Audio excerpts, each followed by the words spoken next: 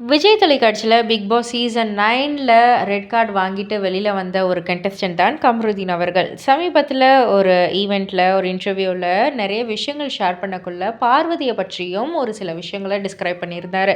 அதில அவர் என்ன சொல்லியிருக்காரு அப்படின்னா, பாரு வந்து ஒரு ரக்கடான ஒரு கேர்ள் தான். பட் ஆனா அவள்கிட்ட வந்து ஒரு லாயல்டி இருக்கும். அந்த லாயல்டி எனக்கு ரொம்ப ரொம்ப பிடிக்கும். அதே போல ஒரு பியூட்டிஃபுல்லான இன்னொரு சைடும் இருக்கு. அது எல்லாமே எனக்கு ரொம்பவே பிடிக்கும். அந்த லாயல்ட்டியாலேயே அவ கூட வந்து அ அவங்களுடைய ஜேர்னி வந்து லைஃப் லாங் இருக்கணும் அப்படின்ற மாதிரி நான் வந்து நினைக்கிறேன். இது வந்து ஒரு மோர் தேன் ஒரு ஃப்ரெண்ட்ஷிப் அப்படின்னு கூட சொல்லலாம். அதே போல என்கிட்டயும் ஒரு வைல்டான ஒரு சைடு இருக்கு. வயலன்ட்டா நான் வந்து பிஹேவ் பண்ணேன் பிக் பாஸ் வீட்டுக்குள்ள.